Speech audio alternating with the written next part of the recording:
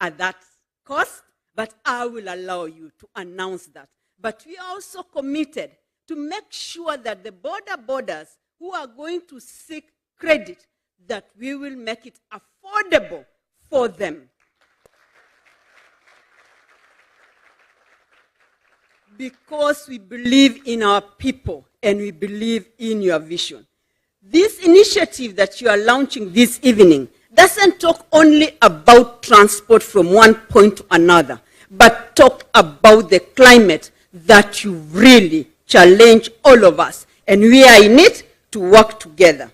Finally, Your Excellency, through the KCB Foundation, we commit to skill our borders, our brothers and sisters, in terms of skills, so that we can ensure that as they ride these borders, it's safe and secure, because we only have one country, Kenya, and we need you to be alive so that collectively we can live together.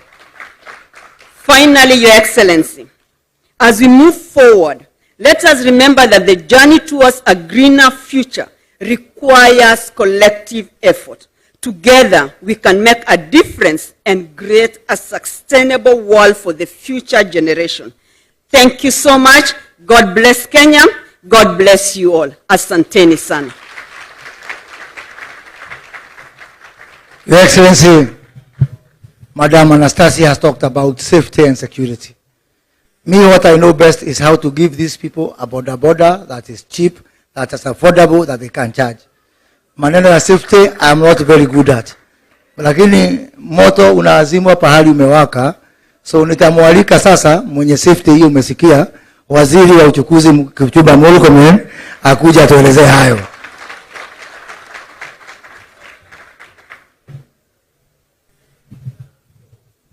Mheshimiwa Rais, mawaziri wakiongozwa na waziri mwenzangu Moses Kuria, viongozi wenzangu wenye wako hapa, na wananchi wote, haswa wana bodaboda, amjambo.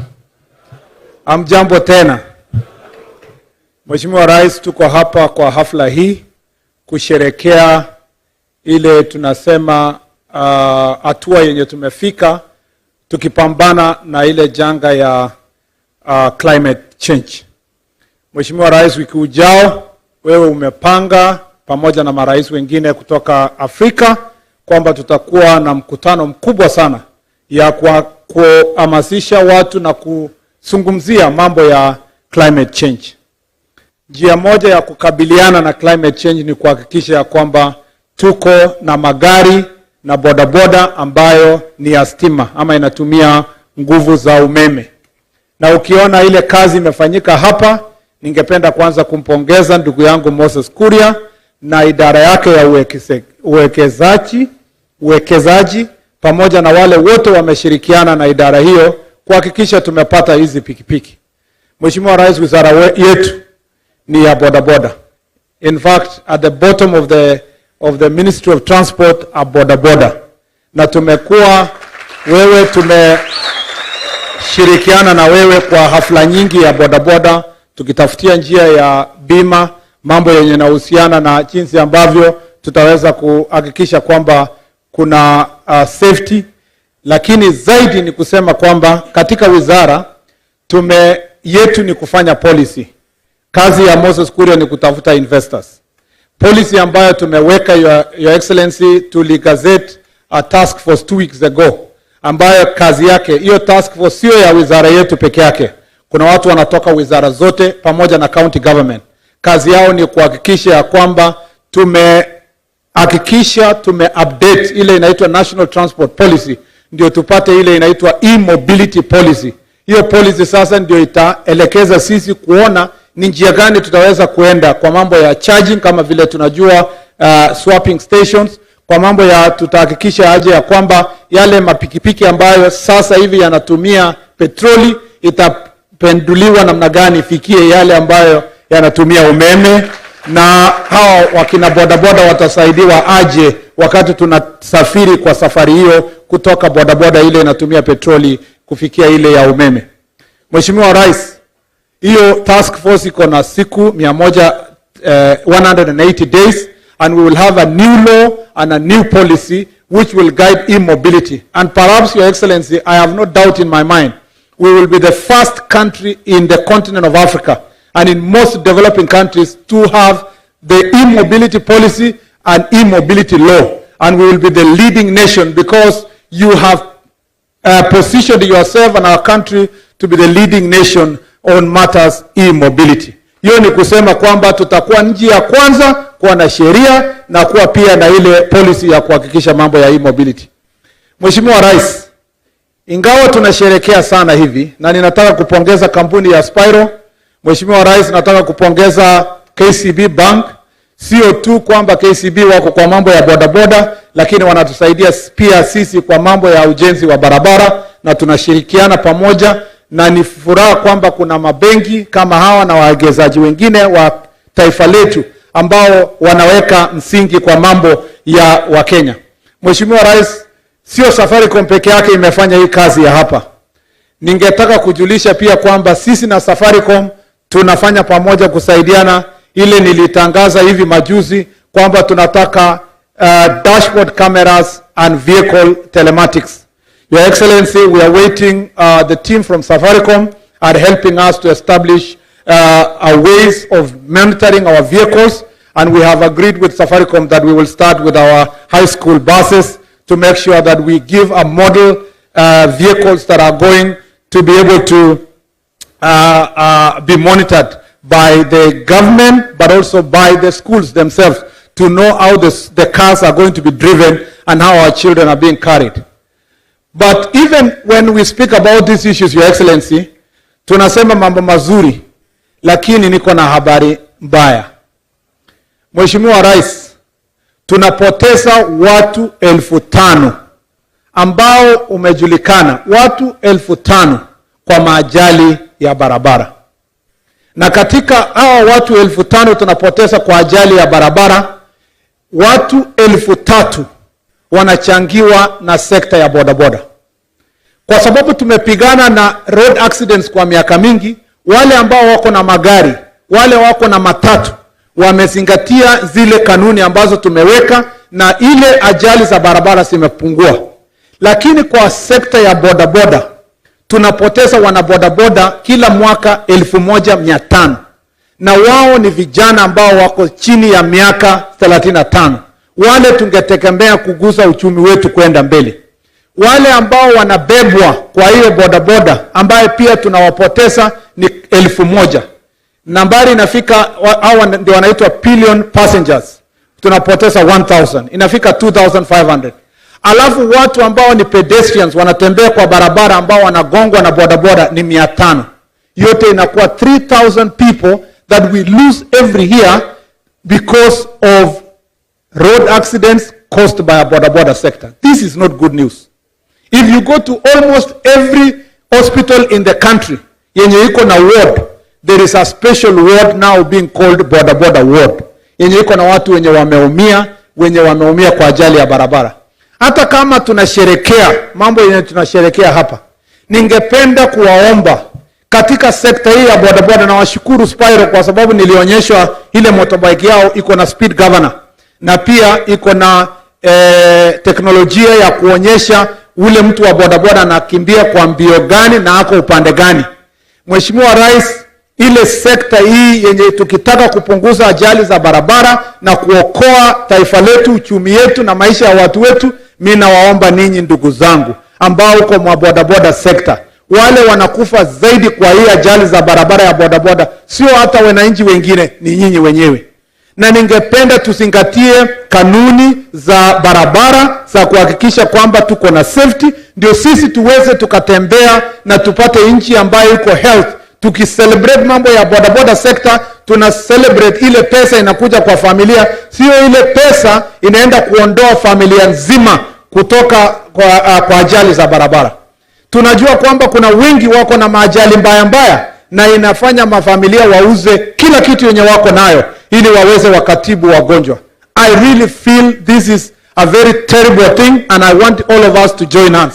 Mheshimiwa Governor, tumekubaliana kwa wizara yangu ya kwamba tutaleta mswada yenye tutajadiliana sisi pamoja na county governments. We would like the regulation of transport in the border sector, because it's a last mile form of transport, to be transferred to county governments with the support of national government, so that the problem is sorted at a local level by county governments. And we are ready even to find a special grant and conditional grant that will go specifically to that function to be managed by county government, so that we can get better results insofar as dealing with accidents in the border sector is concerned. Hiyo ndio ujumbe wangu wa siku ya leo. Mbali na haya, nataka nishukuru ndugu yangu Waziri Moses Kuria. Ilifaa sana Mheshimiwa Rais mtu kuwa waziri ambaye ni mwanabiashara kama huyu Moses, na afuati sana kanuni za wizara, anafuata zaidi kanuni za biashara. Ndio unaona tunaweza kusonga mbele vile tunasonga. Nashukuru sana na Mungu awabariki. Asanteni sana. Mheshimiwa Rais, hapo kwa usalama niongeze kidogo niseme. Wale wezi wamezoea kunyang'anya wanabodaboda wetu bodaboda zao. Hizi za Rais William Ruto za stima, ukijaribu kuiba apige risala, jameni tunaizima tukiwa control room, unaichukua bodaboda yako unakuja, tunakwambia mambo ni mangapi?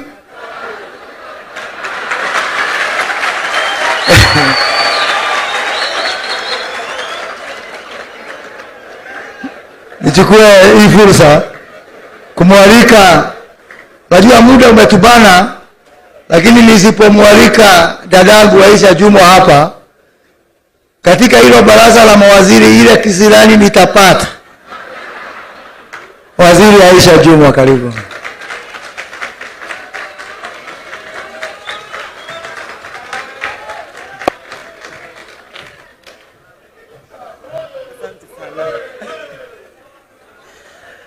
Mheshimiwa Rais wa Jamhuri yetu ya Kenya, Daktari William Ruto, Gavana wa Mombasa, Spika wa Seneti, mawaziri wenzangu, partners wetu ambao wamefika mahali hapa, wana shughuli na wageni wetu wa heshima wa leo, wana bodaboda, hamjambo.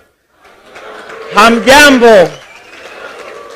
Kwa sababu ya muda umeenda sana, mimi nataka nichukue nafasi hii nimpongeze Rais wa Jamhuri yetu ya Kenya. Na nimwambie rais wetu, usifanye kazi kutafuta kupewa sifa. Wewe fanya kazi, sifa zitakufuata. Hata wakikataa, sifa zitakufuata. Nataka niseme leo ndio ile siku. Kama wengi walivyokuwa wakisubiri wakisema haitawezekana, leo imewezekana. Mheshimiwa Rais, mimi furaha yangu kubwa ni kwamba pia sisi hatujaachwa nyuma. Tukiangalia hizi reflectors za blue t-shirts and caps, sisi pia tuko. Na mimi nataka niwapongeze sana. Hakuna kitu ambacho hakiwezekani. Kitu ambacho hakiwezekani ni kile hakijafanywa. Kwa hivyo mimi nataka niseme, Rais, unatenda yale yote ulioahidi, na mimi nafurahi kuwa associated na serikali yako, na pia ninafurahi kwa sababu ahadi zote ambazo umetimiza zimeendelea, ulizoahidi zimeendelea kutimizwa. Na hii ya pikipiki ya umeme tulikuwa tunaingoja kwa hamu. Kama nilivyosema, ambalo haliwezekani ni lile ambalo halijafanywa. Hizi pikipiki zimeendana kabisa na ile shughuli kubwa ambayo rais wetu kuanzia siku ya Jumatatu atazindua rasmi, ile conference ama summit ya tabia nchi, climate change. Kwa hivyo mimi nataka nimshukuru rais na nimuombee Mungu akupe nguvu, na pia vile vile nataka niwaambie hivi, mgema akisifiwa,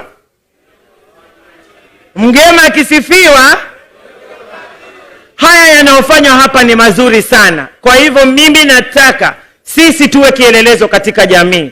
Tuhakikishe ya kwamba hizi bodaboda zimeleta natija, zimeleta manufaa zaidi kuliko madhara. Asanteni sana. Mheshimiwa Rais, Murkomen upande moja, Aisha Juma upande mwingine, Moses Kuria upande mwingine. Sasa sisi zote ni ile tunaita damu moto. Na kwa baraza la mawaziri tuna mtu mmoja ambaye anatupoesha tukienda spidi sana. Waziri Salim Mvurya, karibu sana.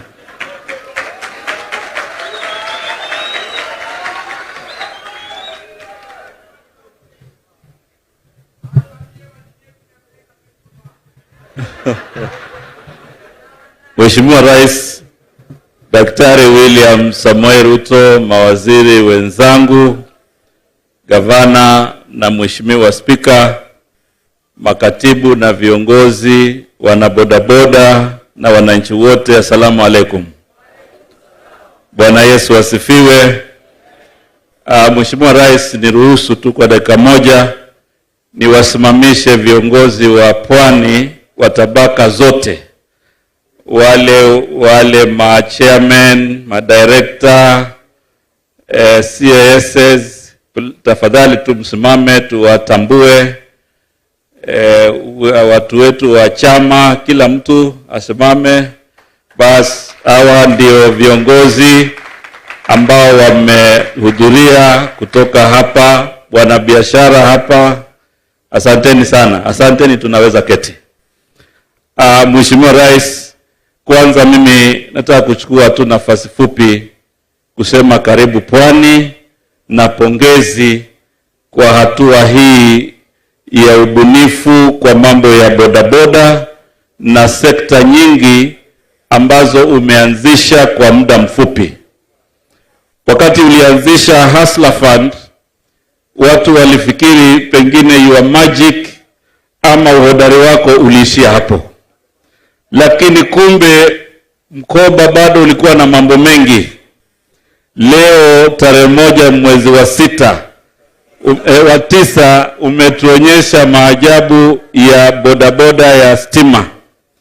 Na tunajua katika programu yako ya maendeleo bado kuna mengi. Yetu sisi muhimu ni kukuunga mkono, kushirikiana na wewe ili kuweza kufanikisha kila jambo. Sisi katika Wizara ya Uchumi Samawati na mambo ya baharini na madini, interest yetu kubwa katika mradi huu, tunataka kujua madini yale yanatengenezewa ile battery. Ndiyo tufanye ile value addition and mineral processing. Hiyo madini tuhakikishe next time hiyo battery inatengenezewa hapa Kenya. Kwa hivyo sisi, Mheshimiwa Moses Kuria, tutarudi tufanye uchunguzi. Tujue hii battery ni ya lithium, hii battery ni ya nickel, inatumia graphite, so that next time we are doing our mineral value addition and processing policy, we make sure that that mineral is developed here and we are able to do this in this country. Kwa hayo machache, mimi nataka pia kusisitiza Mheshimiwa Rais, hivi majuzi kumekuwa na kelele nyingi kwa sababu kuna watu wengi ambao hawataki ufanikiwe kwa huu muda mfupi. Mheshimiwa Rais, sisi tuko nyuma yako, tunakuunga mkono, Wakenya wanakuunga mkono. Funga masikio, usisikize kelele. Ile mambo ambayo umepanga kwa mpango wa Kenya Kwanza, tufanye kazi, tuinue uchumi wa Wakenya wote. Kwa hayo machache, asanteni na Mungu awabariki. Asante sana. Mheshimiwa, nikimalizia, Mheshimiwa Rais, sasa nitamwalika Speaker wa bunge ya Seneti ndio ameweza kumwalika governor liaze kutumalizia hiyo mkondo, na ya governor atakualika. Lakini niseme Mheshimiwa Rais, hii mambo yote Kenya inawezekana kwa sababu ya kitu kimoja. Kwa muda mrefu sasa tuko na rais ambaye anasikiza na ambaye anatimiza lile anaahidi. Yangu ni kusisitiza hapo, Waziri Mvurya amesema hawa watu kazana na wao macho kwa macho, omundu kwa mundu. Hawa makatel ambao wamezoea vijana wetu wabaki kwa umaskini miaka yote, ya kwanza itakuachia wewe. ya pili nitakuachia wewe, ya tatu ikizidikana unione kando. Asante sana, Mungu abariki. Speaker King.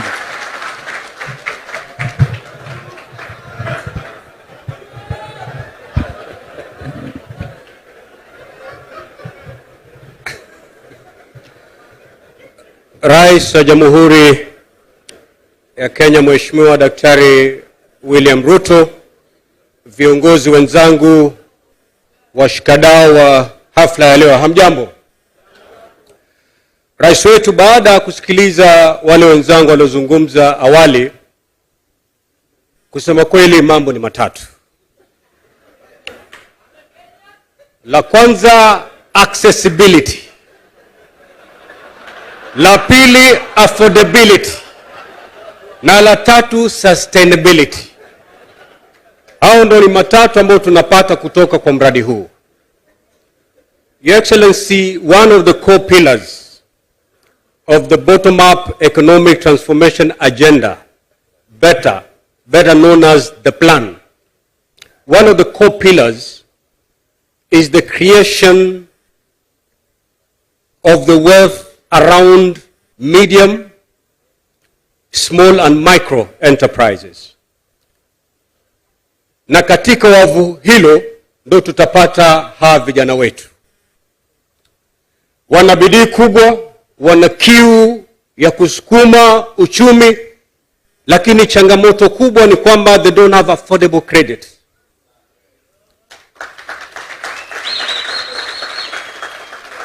Today with KCB, they can be able to afford this machine. They are unable to access any credit facility. Walikuwa wakienda kwa banks wanaangalia kwa macho ambayo si ya huruma. They would end up in Shylocks. Na sisi tunajua riba ya Shylocks iko aina gani. But today, these young men and women can access credit thanks to KCB. Your Excellency, one of the things that we were discussing with Shangazi, my aunt, Asha, pale tulikuwa nje, is how sustainable is this project.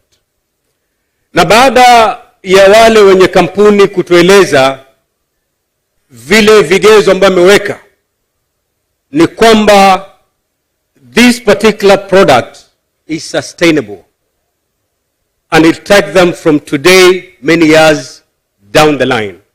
And therefore, vile vitu vitatu, accessibility, tick, affordability, tick, sustainability, tick. Your Excellency, we can only thank you. And I want to assure you, nikimalizia, these young men and women, they're aware and they know one American singer, very famous artist in America, anaitwa Drake. Si mnamjua? Drake aliimba nyimbo moja inasema kwamba we started from the bottom, now we are here. I can assure you, Your Excellency, at the end of your presidency, in fact not by the end of your presidency, in the course of your presidency, these young men and women will be singing that song. Because of this kind of intervention. May God bless you. Na mchukue ile wosia Waziri Murkomen amewapatia. Mutafika mbali. Kwa hiyo mengo machache, Mwenyezi Mungu atubariki. Governor, karibu.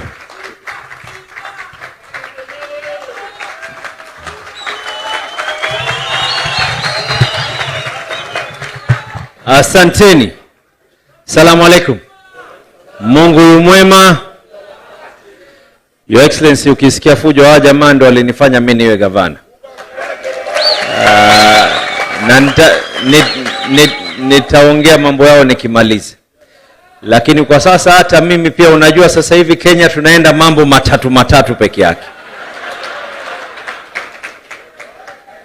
Hata mimi pia yangu si mengi, ni matatu peke yake. Ya kwanza mimi nilikunong'onezea, Your Excellency, nikakwambia ya kuwa Hii mambo ya e-mobility ni lazima kuwe na national legislation, sheria. Na mimi nashukuru nimesikia Waziri Murkomen, he has taken the right step. Lazima kuwe na sheria ili iweze kuwachunga wale wenye fanya biashara na pia vile vile kuwachunga hawa waungwana. Kama serikali ya county, sisi tuko tayari kuweza kuwasaidia. Kama kuna sehemu mnahitaji mambo ya charging stations na exchange stations, tuweze kuhakikisha ya kuziweko kwa wingi. Pia vile vile, Your Excellency, hawa bwana, ili jambo limeweza kuanzishwa hapa Mombasa. Itakuwa ni jambo la aibu kama na sisi kama county 001 tutakuwa sio wenye kuendeleza mstari huu. Kwa hivyo kama serikali ya county ya Mombasa, kwanza Department ya Public Health, Department ya Inspectorate na Department ya Revenue, pikipiki zao sasa tunatoa amri zitakuwa ni electric ili tuweze kwenda sambamba na dunia nzima. Pili, Your Excellency, mabwana, na mimi pia sijui niseme ya kwa na, lakini pia nikisema ni si vibaya, sio? Mabwana, Your Excellency, they made me who I am and I am forever indebted. Mimi nataka safari hii mulinipandisha pikipiki zile za petroli na pikipiki zile nyingine. Kwa hivyo mimi najitolea sub county hapa katika Mombasa ziko 6. Kuna sako 6.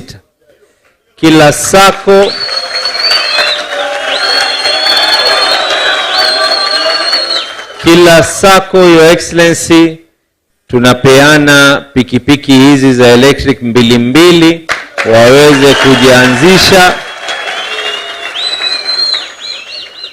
Nadhani nimefika 3, sio? Nikiongezea hapo itakuwa nimezidi hata rais. Kwa hivyo mimi, Your Excellency, ni kutoa shukrani za dhati. Na najua tuna mazungumzo ambayo kwamba tunazungumza na waziri, sitotaka tuyataje sana kwa hapa, lakini kilio changu na msimamo wangu kama gavana wa waungwana hawa ya kuwa sitokuwa gavana yule ambaye kwamba kama nazunguka na wewe sana, kila unapokwenda unasikia kwa tunaomba hiki. Mimi nitakuwa ni gavana ambaye kwamba nataka kuacha rasilimali ya wana Mombasa iweze kuwafaa watu wa Mombasa.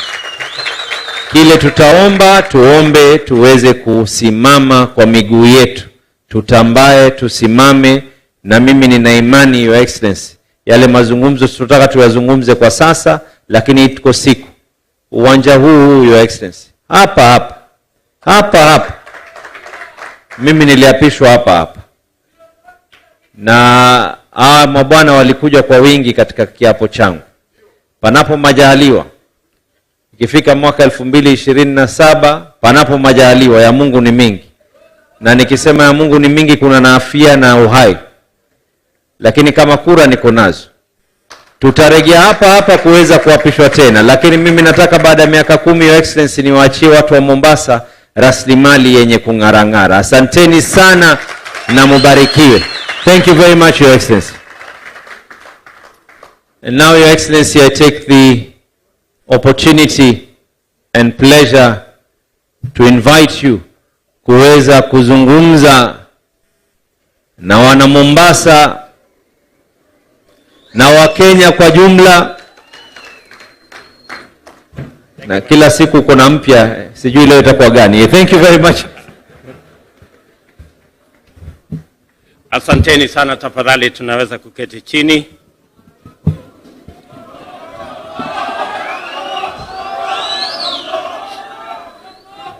Asante sana. Sonkore yuko area, lakini atulize kidogo.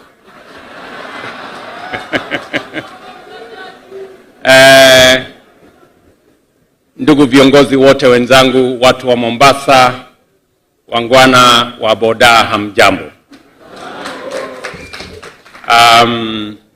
Ni furaha yangu kubwa sana kurudi hapa tena Mombasa. Mnajua mambo ni mangapi? Between the 4th and the 6th of September 2023, our country will have the honor of co-hosting the Africa Climate Summit with the Africa Union Secretariat at our capital in Nairobi. During this event, African and international leadership will gather to engage in robust deliberations with a view to making significant progress in formulating just, effective, and inclusive policies to combat climate change, thereby averting a global warming apocalypse. At the summit, we shall revisit various international instruments and commitments at the multilateral level in order to reach an understanding on the best ways of rallying together under a new compact aimed at achieving effective climate action on an ambitious global scale through a combination of social justice, economic transformation, unprecedented investment in a just transition to net zero by formulating strategies for effective action and inspiring environmental and climate action leadership. Without a doubt, the time has come for Africa to add a firm, clear voice to the global climate change discourse and to provide leadership in effective climate action, as well as a new clean, green industrial revolution which delivers sustained economic transformation and shared prosperity for humanity, while facilitating the rehabilitation, recovery, resurgence, and resilience of the Earth's capacity to sustain life in its fullest diversity. As I have said before, Africa is stepping forward as a united continent and one people to lead the next phase of global development by offering its unique endowments of abundance in natural resources, youthful and highly skilled human capital, and peerless green energy potential in the service of a new industrial age.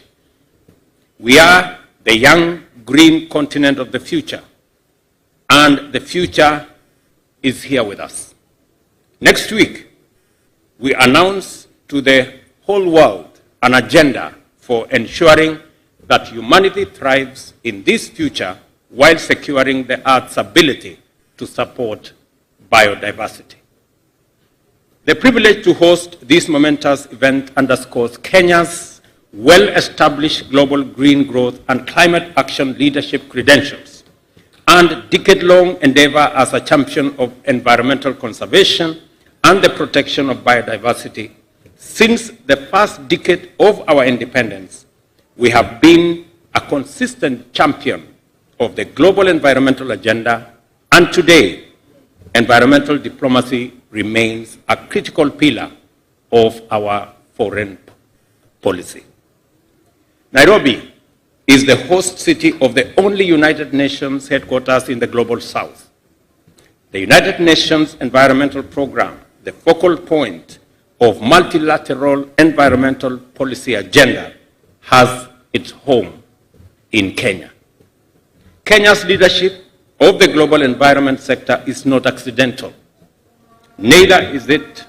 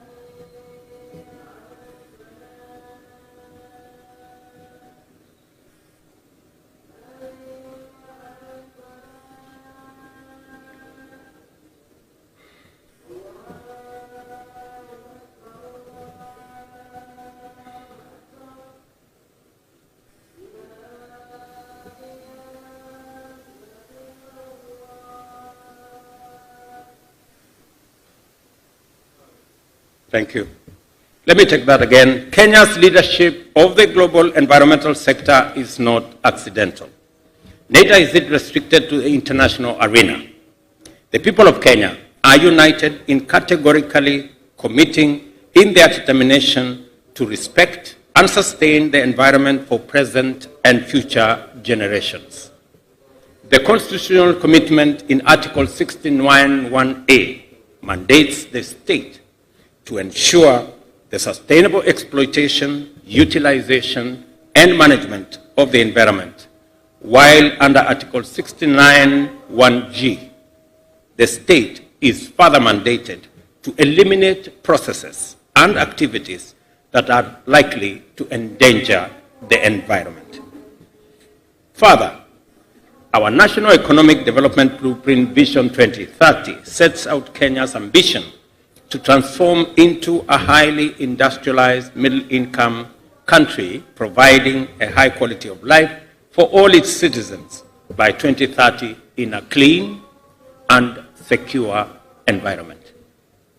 In short, a strong commitment to the environmental sustainability as an essential feature of Kenya's national identity and a fundamental element of the National Development Agenda is firmly in our Constitution. This is why our bottom-up economic transformation agenda explicitly plugs into global environmental and climate change agenda through the bottom-up 3P agenda, which commits us to attend simultaneously to the people's well-being, the planet's ecological vibrancy, and the capacity of enterprises to generate profits sustainably. We take our commitments under the United Nations Framework Convention on Climate Change very seriously. Therefore, we remain firmly on course to meet the pollution reduction targets under the Paris Agreement. We are also taking decisive steps in our shift to zero emissions. As pertains to the environment, climate action, and ecological responsible industrialization, Kenya is in it for Kenya, for Africa, and for the world. We are doing it for our citizens and also for humanity. For this reason, we have designed and designated a Ministry for Environment and Climate Change to undertake the National Climate Action Plan in order to facilitate the achievement of our national environmental, biodiversity, and climate change imperatives, including under our nationally determined contributions. We are committed to enhancing our climate action by adopting low-carbon and efficient transportation systems through the application of innovations, including clean, efficient, and sustainable energy technologies. The bottom-up agenda for economic transformation identifies the adoption of electric mobility, or e-mobility, as a priority intervention to achieve the win-win outcomes of reducing greenhouse gas emissions, providing cheaper transport, and leveraging our large local and regional motorcycle market to build an electric motor vehicle industry. Motorcycles comprise the fastest growing form of transport in many countries. This fact has serious implications for climate change and air quality. Our continent now faces a tremendous CO2 emissions challenge owing to its huge two-wheeler internal combustion engine powered fleet. In many African countries, the air has a particle percentage that is well above the WHO recommendations. Aging fleets and unsustainable technologies are to blame for this big hazard. Here in Kenya, 2- and 3-wheeler vehicles comprise the largest share of our national fleet at 67%. Our cities and urban areas are in danger of turning into heavily polluted and unhealthy places, placing millions of enterprising people at great risk. It has been clear for some time now that something must be done about this. And today, we're doing it. I repeat, today, we are doing something about it. The adoption of electric mobility is a high priority intervention to address the challenges of pollution, adverse health effects, and fuel costs, which raise the cost of living. Successful transition of e-mobility requires a fundamental reconfiguration of our transportation systems through electrification and the provision of every necessary service and infrastructures throughout the ecosystem. Fortunately, Kenya is well ahead in laying down the foundations of this shift. We are a global leader in the production of clean, green energy. Over 90% of the power in our national grid is generated from renewable sources, and there remains potential to produce much more in the future through wind, solar, and geothermal generation, taking our generation to 100% by 2030. In order to achieve these intended aims, transition to e-mobility therefore calls for intensive investment, which is best undertaken by the private sector. Accordingly, through the bottom-up economic transformation agenda, we have developed a compelling package of incentives to attract serious investors in e-mobility to stake their capital on opportunities in our green growth plan. The effort is bearing fruit. The commitment that I see here today speaks to the success of the package of incentives that we have put together. The big debate that informed the finance bill that is now the Finance Act, among the packages in that bill was a whole incentive package around e-mobility. We removed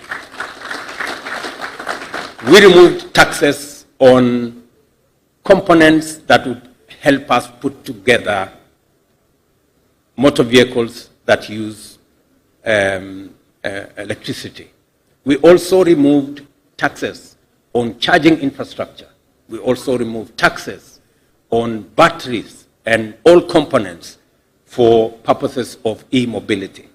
This is among the package that we put in our finance bill, and I am very proud that the Parliament of Kenya passed it, and we are now rolling out the benefits of that bill. Let me say this.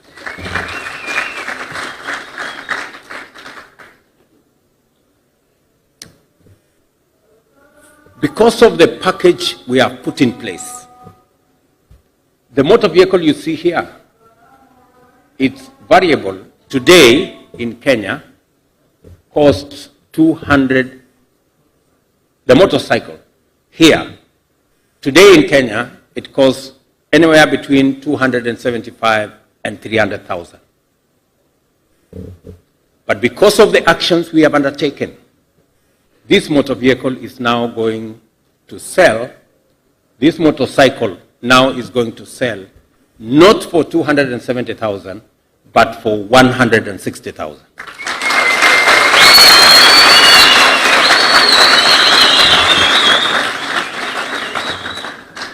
If you buy it cash. And I say this quite pointedly. I say this quite pointedly because this is a journey I have traveled. It's a journey I have traveled because I am probably the politician in Kenya who has had the largest number of Harambes to buy border borders for border circles.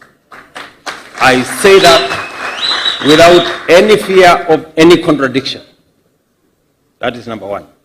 Number two, I also traversed this country to listen to what the people of Kenya wanted. Amongst the sector that spoke to us with clarity is the border sector. The SACCOs, members, and the whole ecosystem around the border mobility. And they told us three things. Number one, they told us a motorcycle that ordinarily costs 130,000 ends up costing them 300,000. And they explained to us that there were people in that space who are doing business, and we respect tremendously what they have managed to assist us. Today, we have close to 2 million motorcycles in Kenya. And they're doing a good job, and we want to thank those who came ahead of us. But increasingly, it was becoming expensive, difficult. And that is why many people in the border sector ended up in CRBs and other places. So today, because of the policy interventions that we have put in place, because of the fiscal reliefs that we have put in place, this electric motorcycle has not only come down in terms of price from what it would cost to what it will cost now.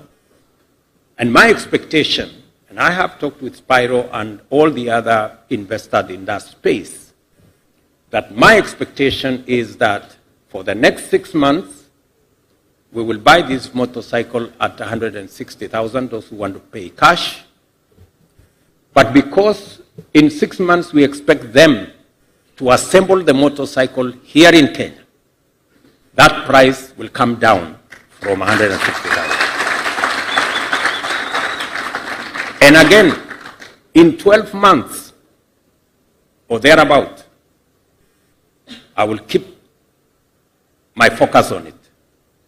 We want to manufacture the whole motor vehicle here in Kenya. And we expect, again, the price to come down. So that is the trajectory. That is where we are focused on. So that's number one.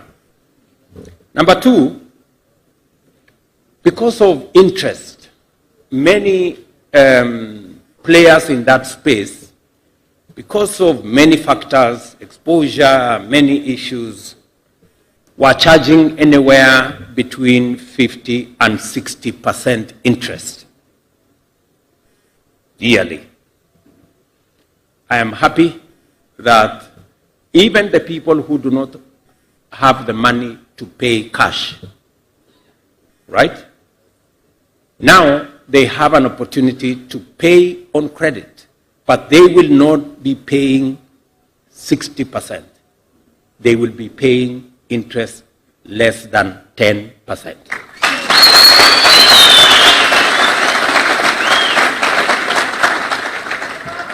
So this motorcycle,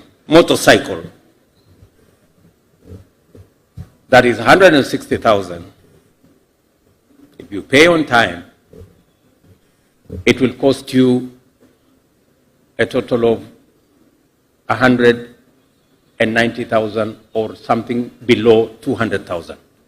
After 3 years, that is all the money you will pay. The figure of 300,000 for a motor vehicle of 130,000 is no longer applicable. So instead, because many of the border people told me that they were being asked to pay between 400 and 500 shillings every day. Now this will cost you less than 200 shillings, maybe 100 daily. Let me tell you another good story, right? about e-mobility.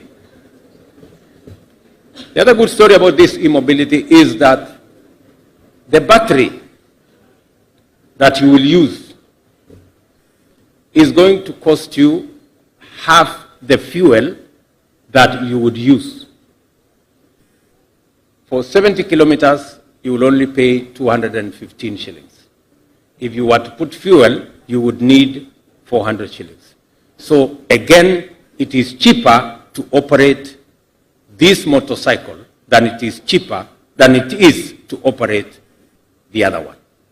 So you not only get a good deal both ways, you also get to operate it much more cost effectively. And number three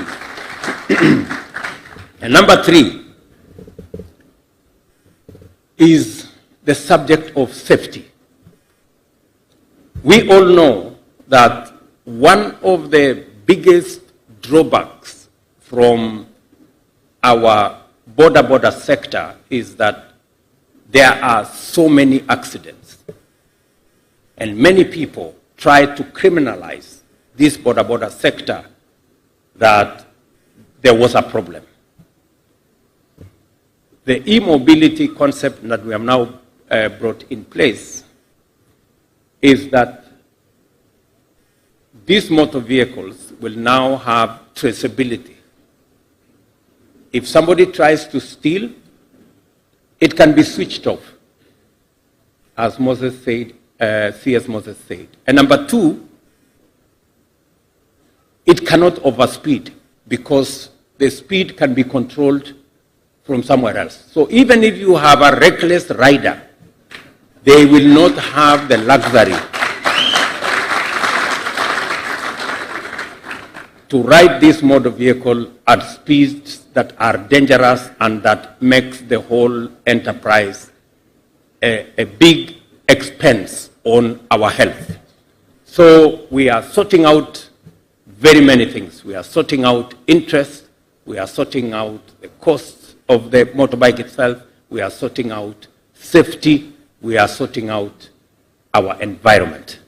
The biggest concept here is that the emissions that come from the huge resources we spend on importing fossil fuels will now go down because we will be using our renewable energy resources to drive our transport sector and our e-mobility will provide. And this is why I am delighted to preside over the launch of the Africa Smart Mobility Solutions Kenya Limited by Spiro, an e-mobility giant with a track record of success stories in electric vehicle industry whose footprint spreads from Benin to Togo all the way to Rwanda. SMS Kenya has a well-earned reputation for innovative battery swapping technologies and motorcycle customized to serve the African market needs. Through this and their revolutionary approaches, they have saved our continent over 4,000 tons of carbon emissions, thereby providing a cleaner, greener alternative to traditional transportation. In Kenya, Spiro has established a high-tech electric motorcycle and battery manufacturing plant here in Dongokundu with capacity to assemble 1,000 e-bikes daily. I look forward to coming to look at that project. Spiro's investment in Kenyan farms affirms our commitment to facilitate a transition to e-mobility and sustainability in transportation. It also creates jobs and transfers technology, knowledge, and skills to our market in a very sustainable way. In short, the investment is fully aligned with our bottom-up economic transformation agenda, and I expect that not just Spiro, but all the other players in this field to work with us, work with the ministry responsible, so that we can all share in the market that exists and give ourselves the best possible opportunity. Spiro is also good news for our border industry. as I promised on Madaraka Day, the electric border with all its benefits was a promise then, it is a reality today. As Kenya's hard-working, all-weather providers of last-mile transportation for people and cargo, you are this nation's unsung heroes and a pillar of the hustler movement. You guys, let me repeat. My border people, let me say this. You are Kenya's hard-working, all-weather providers of last-mile transportation for people, for cargo, and I dare say you are our nation's unsung heroes, and of course, a great pillar of the hustler nation. You deserve recognition and support from everyone, especially this government. I assure border operators that the transition will significantly enhance your overall well-being, especially pocket-wise. Electric bikes are cheaper to run than their petrol counterparts by far. When the sufficient battery charging infrastructure has been established and rolled out, a critical mass of e-bikes reached, government will phase out motorcycles powered by internal combustion engines in the short term, with view to abolishing their importation altogether when we have a critical mass of e-bikes in our country. To Spiro, I welcome you once again to Kenya and congratulate you on your achievement. I also encourage you to lead other players in investing in the vast opportunities created by our endeavor to transition into sustainable technologies as part of the transition demanded by climate action. I also urge more players to join Spiro and deliver value and sustainability to our border operators and every other Kenyan. And I look forward to, I think the first 1,000 motorcycles are here. I have already authorized the first 10,000 to be brought into the country. And I am looking forward to an expanded space so that in 6 months' time, we should have a full factory in Kenya for CKD, assembly of these motorcycles, and other players are welcome to be in that space. And in a year, as I said, we want to have the manufacture of these motorcycles in Kenya for the Kenyan market, for the African market, and indeed for the global market as well. There exists tremendous potential. We now have close to 2 million motorcycles. Replacing the 2 million is a whole industry. And beyond the 2 million, I've seen the governor of Mombasa has said he's going to buy some, and we are going to make it the first choice means of transportation in our ecosystem. So I am really proud of our partners. Kenya Commercial Bank. Let us clap for this great bank. Kenya Commercial Bank has done the unimaginable. They have agreed to lend to the border sector at single-digit interest rates. That is tremendous confidence, not just in the border sector, but also in our country. Many other banks, Equity Bank, Cooperative Bank, Family Bank, and others have worked with us, build a lot of confidence around our economy, and I want to congratulate all the other banks that are partnering with us in making sure that we deliver the Kenyan vision, the transformation of our country. That is our collective responsibility as a nation. And in conclusion, let me conclude by saying asanteni sana. Vile nimesema ni kwamba niliwaahidi, nilitembea Kenya na nikasikiza ndugu zangu wa bodaboda, wakaniambia ya kwamba wanalipa interest 60%, kwa sababu pikipiki ya 1130 wanaenda kulipa baadaye shilingi 1300. 1320. Oh, nimesahau 20. 1320. So leo tunapindua mambo, kwa sababu niliwaahidi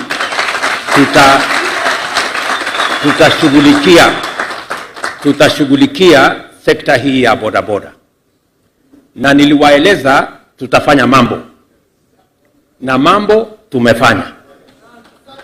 Tunaelewana? Katika finance bill, wenye wengine walipinga kwa kutojua, tuliweka pale kuondoa ushuru kwa sehemu tofauti tofauti ya uchumi, ambayo itawezesha bodaboda na motorcycles zipatikane kwa bei nafuu.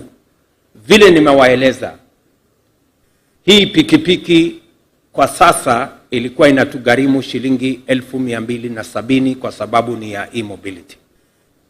Lakini kupitia kwa mpango wa serikali na vile tumeondoa ushuru na vile tumepunguza sehemu tofauti tofauti, sasa hii pikipiki itatoka shilingi 1270 itakuja 1160.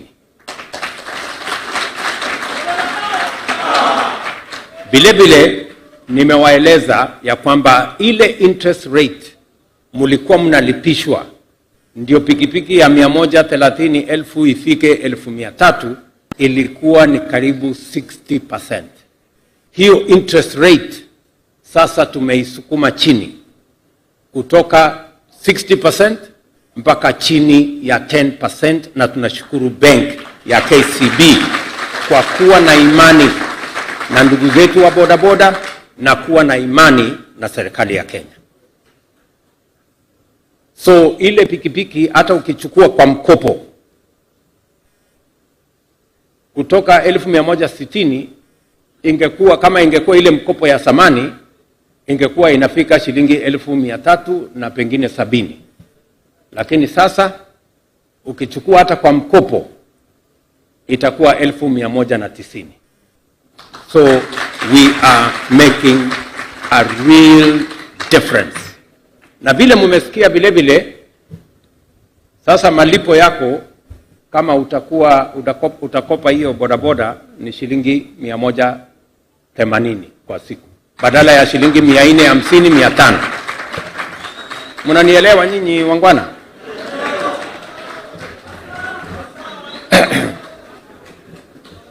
Na tena tumesema pale wakati ulikuwa unalipia petroli pengine shilingi 300, shilingi 400 kila siku, sasa kubadilisha betri ya hii pikipiki yenu sasa itakuwa bei nusu ya ile mlikuwa mnalipa ya petroli. So mambo iko sawa, nyinyi mjipange. Sasa kila mtu atakuwa na kakitu kwa mfuko, si ndio? Na mtajipanga hapo. Ya mwisho vile vile tumesema hii pikipiki imekuwa ni sekta ambayo, bodaboda imekuwa ni sekta ambayo iko na ajali nyingi. Umesikia vile waziri amesema, kati ya ajali 5,000 Kenya, ajali maafa 5,000, 3,000 inatokana na pikipiki. Na sana sana ni kwa sababu ya pikipiki zinazoendeshwa kwa kasi. Sasa hii pikipiki tutakuwa tuna regulate speed.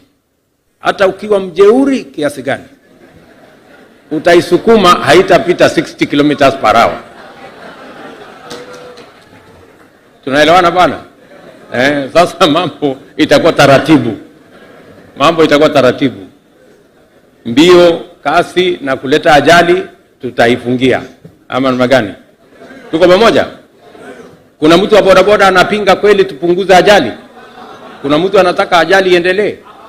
kwa sababu hiyo ajali inaumiza watu, watu wanakufa, wengine wanavunjika, wengine madeni hospitalini, tunajaza watu mpaka kuna ward ambaye kwa kila hospitali kuna ward inaitwa ya bodaboda.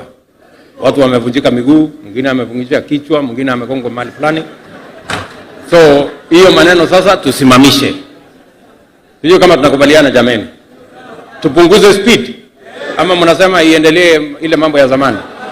So haya mambo yote tutayashughulikia, na sasa tuko na nafasi ya kuhakikisha kwamba sekta ya bodaboda inatusaidia kusafirisha wananchi, kusafirisha mizigo bila ajali, kwa bei ya chini na bila kuharibu hewa ya nchi ama environment ya taifa letu. So it is, I think we can call a triple win if there was anything like that. So nikimalizia katika jambo hili, nafikiri tumekubaliana na sote tutashirikiana. Nataka niwaambie watu wa Mombasa, mimi nitarudi hapa hivi karibuni kwa sababu tuko na mpango na county government yenu ya mambo ya affordable housing hapa. Katika mpango yetu tuko na ujenzi wa nyumba 15,000 ya kwanza hapa Mombasa, na ni kwa sababu katika mpango yetu ni kupanga ajira ya vijana wa taifa letu. Hizo nyumba 15,000, mimi nahitaji vijana karibu 30,000 watakao tusaidia kufanya hiyo kazi. Vijana wa Mombasa mko? Hiyo kazi mtafanya? So mimi nitarudi hapa hivi karibuni kuzianzisha rasmi, kwa sababu umuhimu tunayoweka katika kuzalisha ajira, kuhakikisha kwamba Wakenya, vijana wetu wa Kenya wanatumia uwezo walio nayo na elimu na ujuzi katika kujisimamia na kuendesha uchumi wa taifa letu la Kenya, is front and center of our commitment and of the things we want to achieve. Ladies and gentlemen, the National E-Mobility Program is now officially launched. Thank you very much. God bless you and God bless our great country Kenya. Asanteni sana.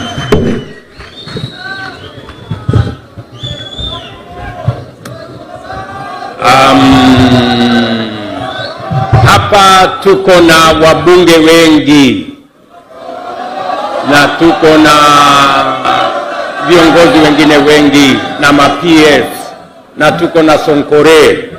So lakini sisi wote ni jeshi moja. Asanteni sana, tunawapenda sana na tunawatakia baraka ya Mungu. Thank you very much.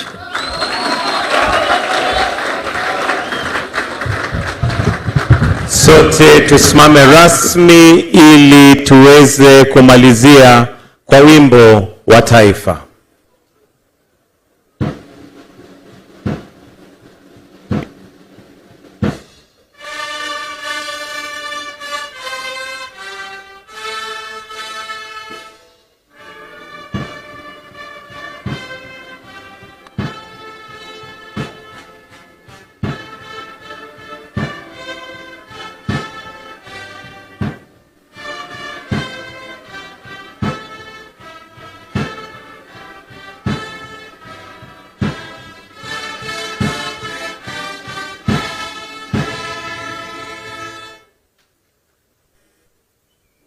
Tuweze kutulia, tumruhusu rais aweze kutoka. Asanteni.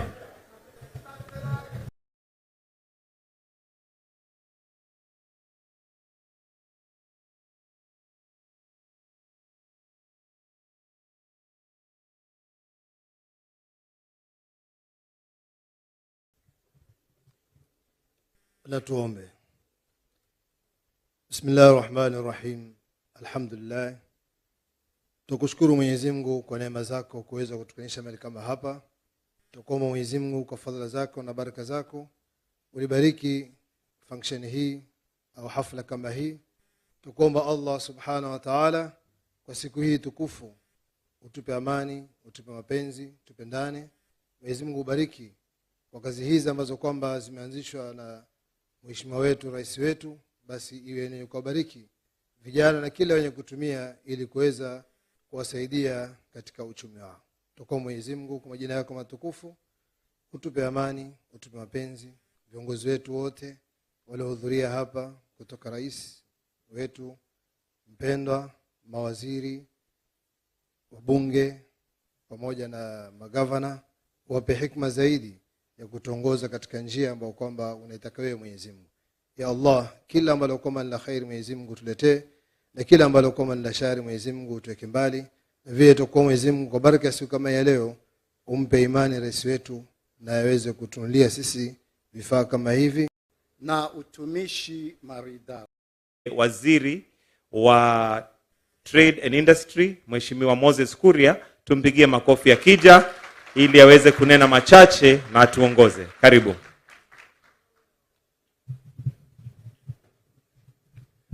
Mheshimiwa Rais wa Jamhuri ya Kenya, Mheshimiwa William Samoei Ruto, Gavana wa kaunti ya Mombasa Abdulswamad Sharif Nasir, mawaziri wenzangu, Waziri Murkomen wa uchukuzi na barabara, Waziri Mvurya wa uchumi samawati ama kitu kama hiyo,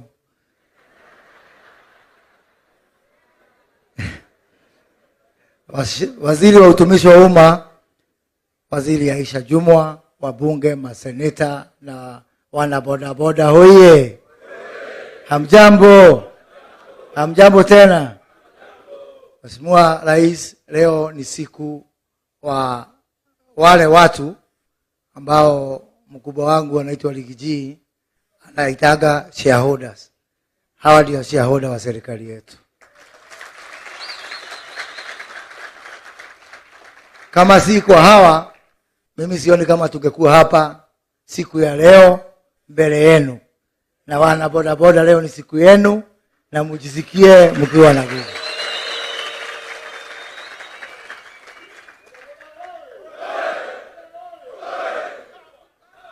Mheshimiwa Rais, tarehe 1 mwezi wa 6 tukiwa katika uwanja wa Embu katika siku ya madaraka ya taifa letu, ukatangaza hadharani mchana, ukasema tarehe 1 mwezi wa 9 mwaka wa 23 utazindua pikipiki za stima. Nataka kuuliza wana bodaboda, nimesahau kalenda yangu nyumbani. Leo ni tarehe ngapi? Mwezi gani? Ametimiza hajatimiza? Ametimiza hajatimiza? Mheshimiwa Rais, kuna maneno mingi ilikuwa imesemwa ati sisi tunasema na hatufanyi. Na leo umekuja hapa kusema ukweli, niseme tulikuwa tumekualika hapa kesho. Ukasema hautakuja kesho, utakuja leo ndio uweke ile pledge ambao ulipatia wana bodaboda. Siku ya leo Mheshimiwa Rais imewezeshwa kwa ushirikiano na kampuni ya Spiro ambao wameweka hii mradi, wameweka rasilimali yao, na kampuni ya Spiro ni moja ya miradi ya uwekezaji ambao tuliafikiana na ile banki ya Kiafrika inaitwa Afri-Exim Bank. Mradi wa bilioni 420, sio ya kukopeshwa, ambao ni investment ya investor, private investment, kuonyesha ya kwamba wawekezaji wa kimataifa wanaendelea kuonyesha imani yao na uchumi ya Kenya na serikali yako Mheshimiwa Rais. Bali na hao Mheshimiwa Rais, tuko na ushirikiano ambao umetuwezesha kuwa hapa na makampuni mawili ya Kenya, hapa Kenya. Ya kwanza ikiwa ni shirika ya M-Pesa Safaricom ambao ni maarufu duniani yote, na ya pili ni banki ya KCB. So kabla niendelee, niruhusu kwa dakika moja niite mnenaji kutoka kwa upande wa M-Pesa na ndio atuonyeshe vile watasapoti hii mradi kuenda mbele. Na karibu sana George.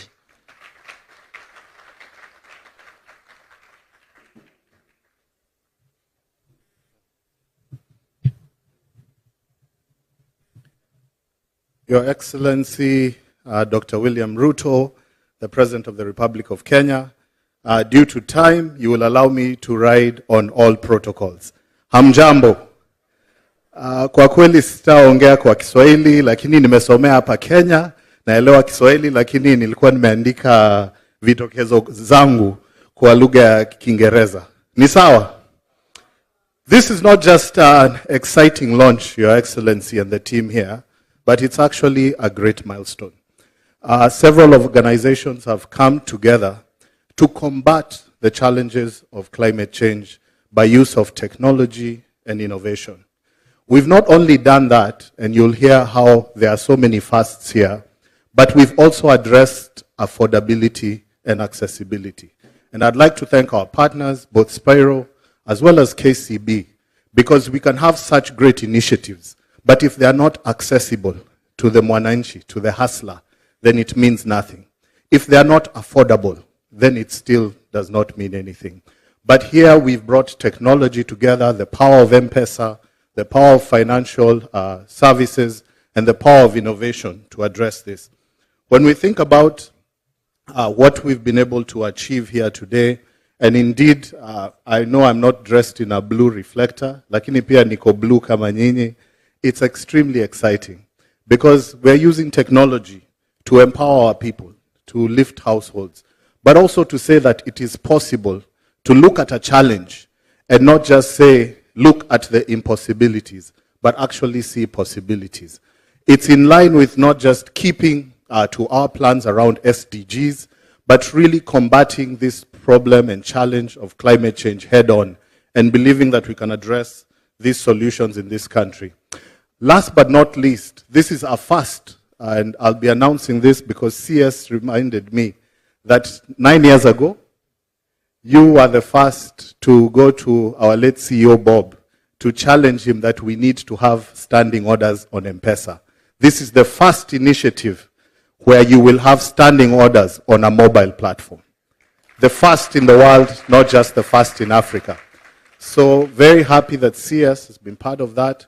And we will not just use it for this project, Your Excellency. We were talking with CS, we're going to look at it across, even in health and other areas. Because we understand this economy, it's a kadogo economy. We need to break things down to increase accessibility and affordability. And so somebody may not be able to have 500 shillings at a go to pay for NHIF, but if you can break it down to 17 bob a day, then they can be able to access. Your Excellency, I'm here and it would not be right for me to introduce the team from Safaricom, the young people who've worked on this great innovation. Allow me to ask you to stand up kindly, the team from Safaricom.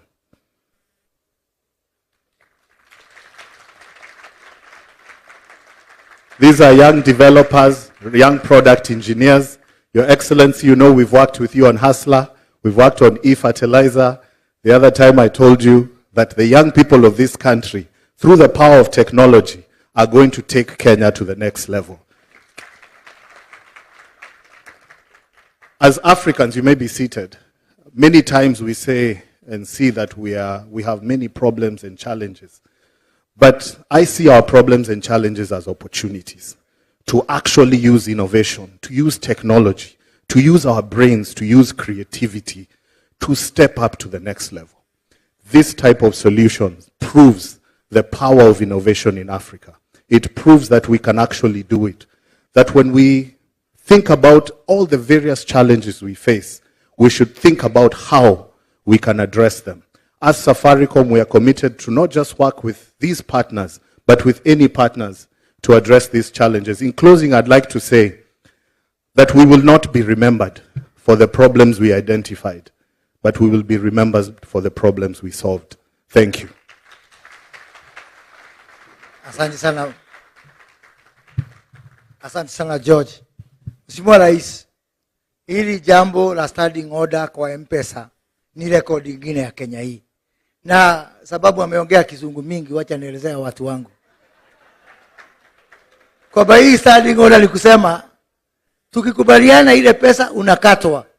Sio lazima ubonyeze ndio pesa ichukuliwe. Hata kama umelala inajiondoa yenyewe, my friend. Asubuhi ya pili unaamuka unauliza pesa ilienda wapi? Oh, ni ile boda yangu. Si hapo ni poa jameni? Si hapo ni poa? So kabla muende kujivijali, pesa kwanza ya boda boda iondoke, hiyo yajolee mwenyewe. Na Mheshimiwa Rais, nishukuru watu wa M-Pesa, nimewasukuma sana. Miaka 9 tulipoanza huu mjadala with the late Bob Korimo, that our people, they may have the money or may not have the money, but let us do the remembering on their behalf. Hata kama wakisahau, tukumbuke. Kitabu cha pili cha Petero, mstari sura ya 1, mstari ya 12, inasema wakumbushe hata kama wanajua. Na hii standing order ndio njia ya kuwakumbusha. Hata kama wanajua kutumia teknolojia, tutafuata hiyo mstari ya Biblia na tuwakumbushe hata wakati wanajua na hata wakati wamelala. Mheshimiwa Rais, huu mradi pia umewezeshwa na banki ambayo imetusaidia sana, banki ya KCB. Lakini kabla nimuite mkurugenzi mkuu wa banki ya KCB, sijui kuna kampuni nyingine hapa pia wanatoa mkopo kwa watu wa bodaboda kwa 60%, na najua wako hapa. Sijui kama wataka kujitetea wakiwa upande huu ama sijui wale watu wako wapi. Usiseme sikuwapea nafasi, lakini kama wako, wacha nichukue nafasi kumualika mkurugenzi mkuu wa shirika la KCB Kenya, Anastasia Kimtai, atuambie ni lipi ametuleta.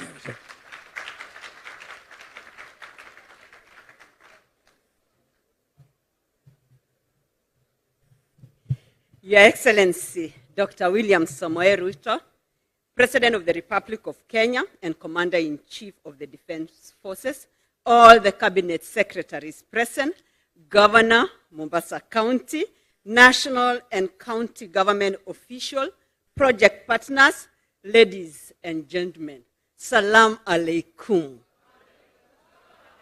Thank you so much, Your Excellency. It gives us a great honor as KCB Bank to partner with you, and more specifically, a local bank that believed in your vision, and we've worked together even when other people could not see the light. And our commitment this evening, Your Excellency, is that we will continue working together to transform the lives of the people at the bottom of the pyramid. Your Excellency, when you invited us to be on the table for fertilizer conversation, we came to the table, nobody believed. If you now go to the western part of the country, there is bamba harvest. When you invited us for the Asla Fund, nobody believed. As KCB, we use our resources to enable that. Your Excellency, how about the G2G oil? We came to the table, and that's a clear demonstration that there is a bank that believes in your vision, and we will work together. Your Excellency, I know when I go back to the office, my colleagues will ask, really, at that cost? But I will allow you to announce that. But we are also committed to make sure that the borders who are going to seek credit, that we will make it affordable for them. Because we believe in our people and we believe in your vision. This initiative that you are launching this evening doesn't talk only about transport from one point to another, but talk about the climate that you really challenge all of us. And we are in it to work together.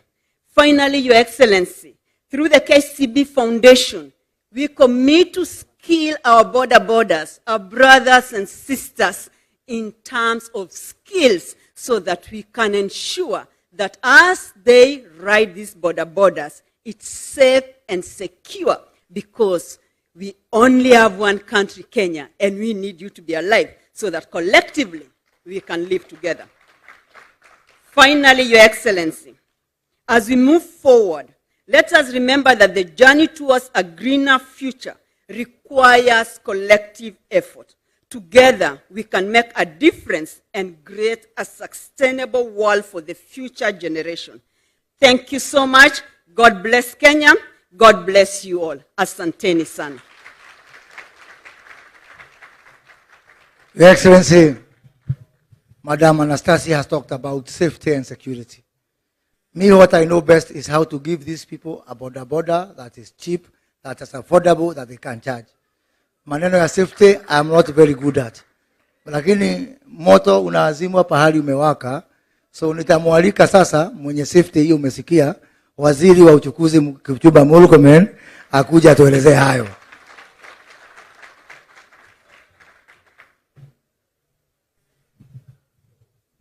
Mheshimiwa Rais, mawaziri wakiongozwa na waziri mwenzangu Moses Kuria, viongozi wenzangu wenye wako hapa na wananchi wote haswa wana bodaboda, amjambo. Amjambo tena. Mheshimiwa Rais, tuko hapa kwa hafla hii kusherekea ile tunasema hatua yenye tumefika tukipambana na ile janga ya climate change. Mheshimiwa Rais, wiki ujao wewe umepanga pamoja na marais wengine kutoka Afrika kwamba tutakuwa na mkutano mkubwa sana ya kuhamasisha watu na kuzungumzia mambo ya climate change. Njia moja ya kukabiliana na climate change ni kuhakikisha ya kwamba tuko na magari na bodaboda ambayo ni ya stima ama inatumia nguvu za umeme. Na ukiona ile kazi imefanyika hapa, ningependa kwanza kumpongeza ndugu yangu Moses Kuria na idara yake ya uwekezaji pamoja na wale wote wameshirikiana na idara hiyo kuhakikisha tumepata hizi pikipiki. Mheshimiwa Rais, wizara yetu ni ya bodaboda. In fact, at the bottom of the Ministry of Transport are bodaboda. Na tumekuwa wewe tumeshirikiana na wewe kwa hafla nyingi ya bodaboda tukitafutia njia ya bima, mambo yenye yanahusiana na jinsi ambavyo tutaweza kuhakikisha kwamba kuna safety, lakini zaidi ni kusema kwamba katika wizara yetu ni kufanya policy. Kazi ya Moses Kuria ni kutafuta investors. Policy ambayo tumeweka your excellency tuligazette a task force 2 weeks ago, ambayo kazi yake, hiyo task force sio ya wizara yetu peke yake. Kuna watu wanatoka wizara zote pamoja na county government. Kazi yao ni kuhakikisha ya kwamba tume update ile